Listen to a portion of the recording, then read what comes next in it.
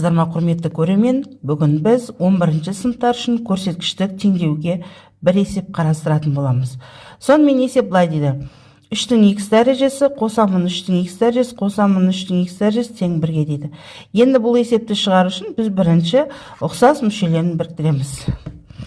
3-тің x дәрежесінің алдына 1 деген коэффициенттер бар деп кішкене қызыл ручкамен көрсетіп қойдық, сондықтан солардың қосындысы 3-ге тең болады. Көбейтемін, 3-тің x дәрежесі тең 1 екен.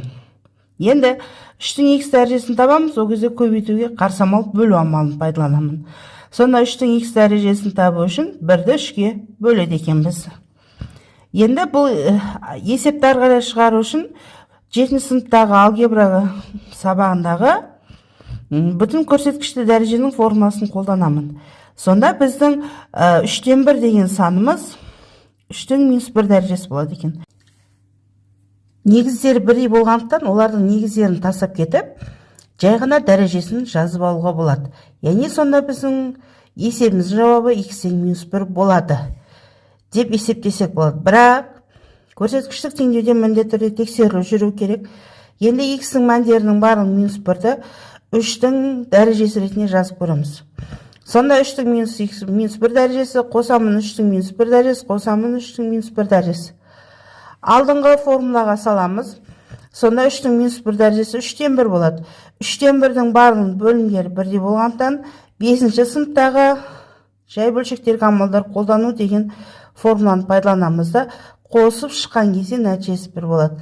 Сонда берілген есебіміздің жауабы -1 екен. Саламатсыздар ма, құрметті көрермен? Бүгін біз 11-ші сыныптар үшін көрсеткіштік теңдеуге бір есеп қарастыратын боламыз. Сонымен есеп былай дейді: 3-тің x дәрежесі қосамын 3-тің x дәрежесі қосамын 3-тің x дәрежесі тең 1-ге дейді. Енді бұл есепті шығару үшін біз бірінші ұқсас мүшелерін біріктіреміз.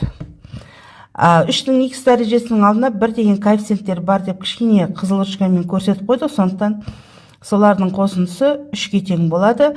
Көбейтемін, 3-тің x дәрежесі тең 1 екен.